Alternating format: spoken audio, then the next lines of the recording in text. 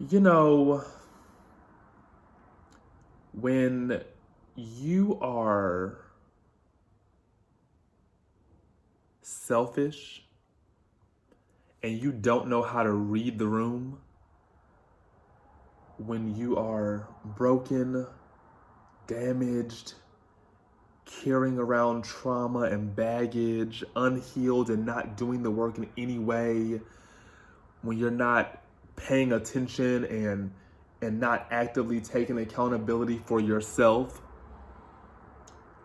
you can't hear what it sounds like to nag and complain and always have an issue and something's always wrong and you just always negative. Like you don't even realize that you're nagging and complaining and always negative and something's always wrong.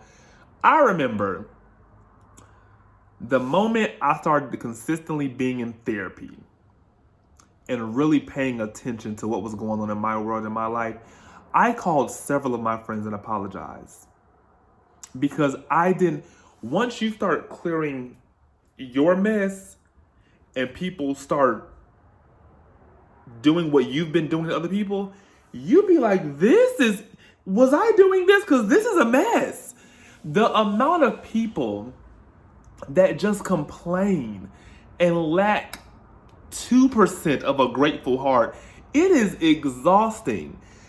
And so I just want to talk to the people who are always complaining about their job. They don't like their job. They hate their job. Everything is wrong with their job. It's always the job. And in reality, it's not always the job. Sometimes it's you. And it really exhausts me when white people come to me and complain and dump because they hate their job. Because today was hard. Like you're literally talking to the only black man in a leadership position about you having one hard day and one hard moment. Are you serious right now? Quiet is kept, and this is for everybody.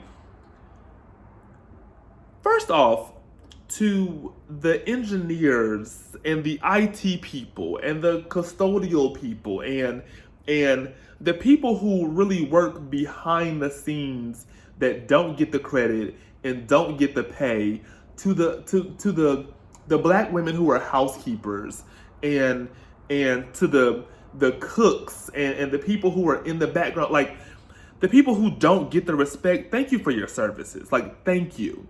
Because you're necessary, you're needed. Thank you. However, sometimes, most times, our job is not our career. And so a lot of times you're not going to like your job because it's not what you're supposed to be doing. Sometimes your job is the very thing that hold you over until you can do what you're supposed to be doing. And the issue is a lot of y'all are not even working to do what you need to do what you're called to do what you're supposed to be doing. You're just stagnant in this space and comfortable in this space and not doing the work. And so now you just, instead of doing the work, you rather complain and nag. I hate this job. I hate the management. I hate this. I hate that. I don't like this. I don't like this. I don't like that. I can't stand this. Instead of buckling down, locking in, tapping in and saying, what is that I'm supposed to be doing in life? What brings me joy? What makes me happy? What ignites my fire and cranks my car and allows me to get up in the mornings?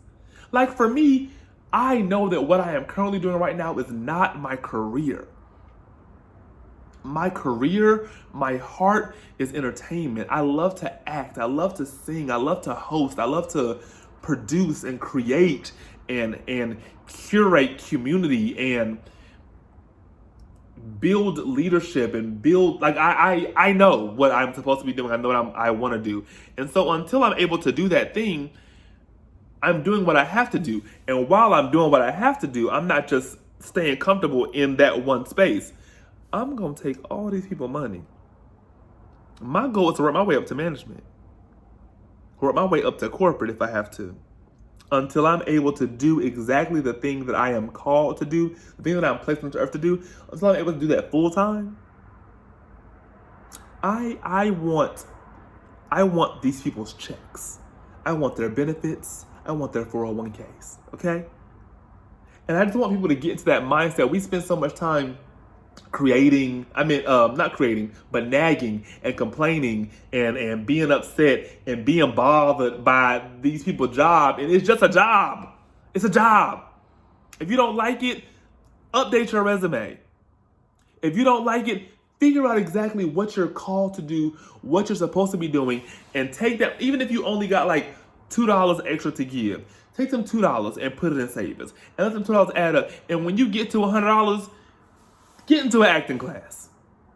When you get to $100, submit an application for whatever the thing is, or go to school, or whatever. Do what you can do until you can do what you are supposed to do and what you want to do. But all this complaining and picking everything apart as if you're perfect, you ain't even in the right work uniform. Your work uniform dirty, it's wrinkled, and you not that good at your job. For you to tell a manager that they ain't this and they ain't that and this ain't right and that ain't right, as if you're that girl. Sweetie, relax on the complaining. I am tired. Okay? It is too much going on in the world. Like, even for me, and I don't want to share all of my business. I work at a job where not only am I carrying my own personal life, but then I get to work and we have people that go through things like finding out they have cancer. I remember a lady telling me that she just found out she got 5 years to live and she hasn't told her kids yet. And she was crying in my arms because I look like her son. And so she needed to tell me so that she could figure out how to tell her son. I remember a lady telling us that she's gonna have dinner here and that she's gonna go home and prepare her house because they're about to bring her son home for hospice because he's not gonna make it, he's gonna die. I remember somebody coming and saying, hey, I need to open my reservation back up because my brother just died and so I need to stay a few more days and get his family down. Like, my own personal life, and these people that I don't know come and dump death and sickness on me. And then because I'm in a position of leadership, the people who are under me also come and dump on me. And so I have to figure out how to handle that and navigate through that. So then you also want to come and cry your white tears about your little struggle. Your struggle little. You don't like this job, you might need to go find you somewhere else to work.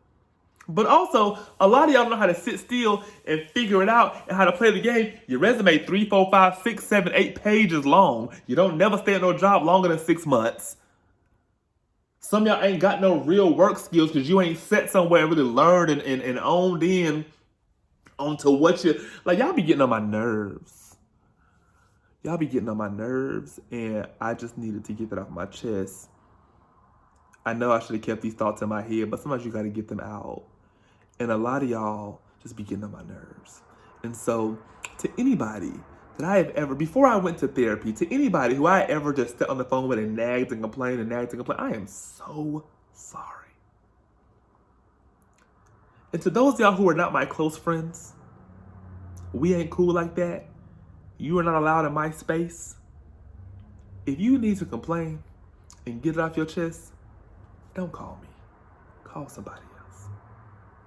Thank you.